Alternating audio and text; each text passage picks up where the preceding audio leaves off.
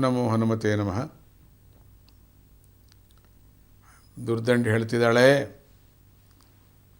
ಹನುಮಂತ, ಮೊದಲ ದ್ವಾರದಲ್ಲಿ ಕಣ್ಣಿಗೆ ಕಾಣಿಸದೇ ಇರತಕ್ಕಂಥ ಒಂದು ತಕ್ಕಡಿ ಇದೆ.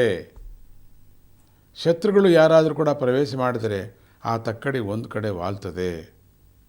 ಆಗ ಗಂಟೆ ಹೊಡೆದುಕೊಳ್ಳುತ್ತೆ. ತಕ್ಷಣ 4 ಕಡೆಗಳಿಂದ ಸೈನಿಕರು ಬಂದು ಆ ಶತ್ರುವನ್ನು ನಾಶ ಮಾಡಿಬಿಡ್ತಾರೆ. ಅದರಿಂದ ಹನುಮಂತ, ದಯವಿಟ್ಟು ನೀನೊಬ್ಬನಾದರೂ ಕೂಡ ನಿನ್ನ ಪ್ರಾಣವನ್ನು ಕಾಪಾಡಿಕೊ ಅಂತ ಹೇಳ್ತಾಳೆ. ಅವಳ ಮಾತನ್ನು ಕೇಳಿಬಿಟ್ಟು ಹನುಮಂತ ನಗುತ್ತಾ, ಅಮ್ಮ ಭಯಪಡಬೇಡ, ಒಂದು ಉಪಾಯ ಹೇಳ್ತೀನಿ ಕೇಳು. ನಾನು ಸಮೀಪತ್ರದಷ್ಟು ಚಿಕ್ಕದಾಗಿ ಬಿಡ್ತೇನೆ, ಪುಟ್ಟದಾಗಿ ನಿನ್ನ ಬಿಂದಿಗೆ ಅಂಚಿನಲ್ಲಿ ಅವಿತ್ಕೊಳ್ತೇನೆ. ನೀನು ದ್ವಾರದೊಳಗೆ ಕಾಲಿಟ್ಟ ತಕ್ಷಣ ಗಂಟೆ ಹೊಡ್ಕೊಳ್ತದೆ, ಸೈನ್ಯ ಬರುತ್ತೆ. ಆದರೆ ನೀನು ಮಾತ್ರ ನಿಲ್ಲಬೇಡ, ನೇರವಾಗಿ ಅಂತಃಪುರದೊಳಗೆ ಹೊರಟೋಗ್ಬಿಡು. ಸೈನಿಕರು ಶತ್ರು ಎಲ್ಲಿ ಅಂತ ಹುಡುಕಾಡ್ತಾ ಇರ್ತಾರೆ. ನಾನು ಮಾತ್ರ ನಿನ್ನ ಜೊತೆ ಅಂತಃಪುರದೊಳಗೆ ಬಂದುಬಿಡ್ತೀನಿ. ನಾನು ಅಷ್ಟು ಸಹಾಯ ಮಾಡಮ್ಮ ಸಾಕು, ಮುಂದಿಂದ ನಾನು ನೋಡ್ಕೋತೀನಿ ಅಂತ ಹೇಳ್ತಾನೆ. ರಾಮಲಕ್ಷ್ಮಣನ ಕಾಪಾಡೋದಕ್ಕೆ ಪಾತಾಳ ಲೋಕಕ್ಕೆ ಬಂದಿರತಕ್ಕಂಥ ಹನುಮಂತನಿಗೆ ಮಹಿರಾವಣನ ತಂಗಿ ದುರ್ದಂಡಿ ಭೇಟಿ ಆಯಿತು ಅಂತ ಹೇಳ್ಕೊಂಡ್ವಲ್ಲ, ಹಾಗೆ ಅಲ್ಲಿಂದ ಅವಳ ಕತೆ ಪೂರ್ತಿ ಹೇಳ್ಕೊಂಡ್ಲು. ಅದು ಕೂಡಲೇ ಹನುಮಂತನು ಸೂಕ್ಷ್ಮವಾಗಿ ಹೋಗ್ತೀನಿ. ಯಾಕೆಂದರೆ ನಾವು ಯಾಕೆ ಹೇಳ್ಕೊತಾ ಇದ್ದೀವಿ ಮತ್ತೆ ಅಂದರೆ, ಅತ್ಯಂತ ಸೂಕ್ಷ್ಮ ಸ್ವರೂಪವನ್ನು ತಾಳೋದು, ಮಹತ್ತರವಾದ ರೂಪ ತಾಳ್ತಕ್ಕಂಥದ್ದು ಮಹಾ ಮಾಯೆಯಿಂದ ಕೂಡಿರ್ತಕ್ಕಂಥವನು ಹನುಮಂತ ಅನ್ನೋ ವಿಚಾರ. ಹನುಮಂತನ ಉಪಾಯವನ್ನು ದುರ್ದಂಡಿ ಒಪ್ಕೊಳ್ತಾಳೆ. ಹನುಮಂತ ಸಮೀಪತ್ರದಷ್ಟು ಚಿಕ್ಕ ಆಕೃತಿಯನ್ನು ಧರಿಸಿಬಿಟ್ಟು ಕೊಡದ ಒಳ ಅಂಚನ್ನು ಗಟ್ಟಿಯಾಗಿ ಹಿಡ್ಕೊಂಡು ಅಲ್ಲಿಂದ ಒಳಗಡೆ ಕೂತ್ಬಿಡ್ತಾನೆ. ದುರ್ದಂಡಿ ಆ ಕೊಡವನ್ನು ಎತ್ಕೊಂಡ್ಬಿಟ್ಟು ಹೊರಡ್ತಾಳೆ. ದುರ್ದಂಡಿ ದ್ವಾರದೊಳಗೆ ಕಾಲಿಟ್ಟ ತಕ್ಷಣ ಗಂಟೆ ಮೊಳಗಿತು. 4 ಕಡೆಗಳಿಂದ ಸೈನಿಕರು ಬಂದರು. ಎಲ್ಲರೂ ಕೂಡ ಹುಡುಕಾಡ್ತಿದ್ದಾರೆ, ಗಂಟೆ ಆಗಿ ಬಂತು, ಯಾರು ಬಂದರು ಇಲ್ಲಿಗೆ ಅಂತ.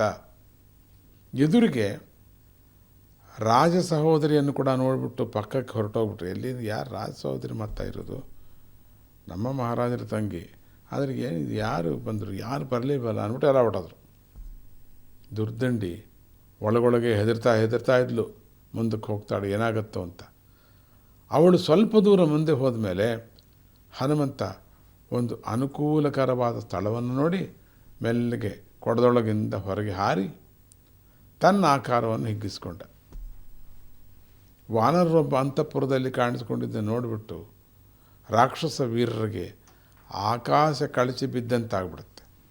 ಅವರೆಲ್ಲರೂ ಒಂದೇ ಒಂದು ಸಲ ಹನುಮಂತನ ಮೇಲೆ ಬೀಳ್ತಾರೆ, ಎಲ್ಲರೂ ಸೇರಿಕೊಂಡು.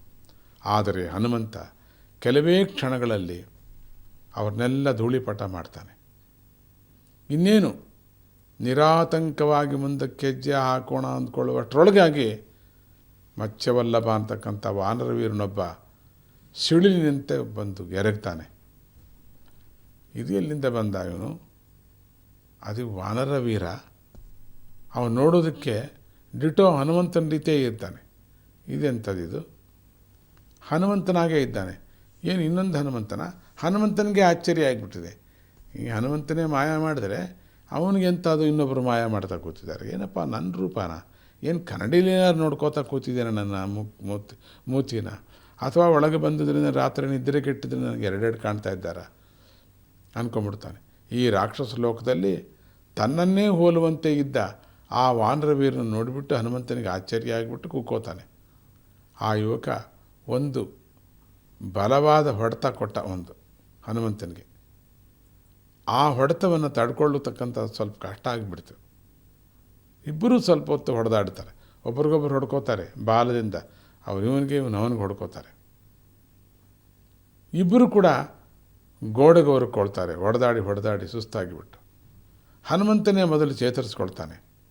ಮೆಲ್ಲನೆ ಮಾತು ಶುರು ಮಾಡ್ತಾನೆ. ವೀರ, ಮತ್ತೆ ಯುದ್ಧ ಮಾಡೋಣ.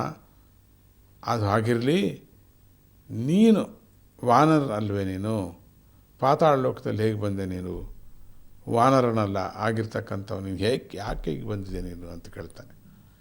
ಮತ್ಸ್ಯವಲ್ಲಭ ಹೇಳ್ತಾನೆ, ಮೊದಲು ಸಂದೇಹ ಪಡ್ತಾನೆ, ಏನು ಮಾಡೋದು, ಮಾತಾಡೋದ ಬೇಡವಾ. ಆಮೇಲೆ ತನ್ನ ಕಥೆಯನ್ನು ಹೇಳ್ತಾನೆ. ಅಯ್ಯ, ನಾನು ನಿಮ್ಮ ಜೊತೆ ಯುದ್ಧ ಮಾಡ್ತಾಯಿದ್ದರೂ ನಿಮ್ಮ ಮೇಲೆ ನನಗೆ ಗೌರವ ಭಾವನೆ ಇದೆ. ಆ ಭಾವನೆ ಯಾಕೆ ಬಂತೋ ಗೊತ್ತಾಗ್ತಿಲ್ಲ ನನಗೆ. ಓಂ ನಮೋ ಹನುಮತೆ ನಮಃ.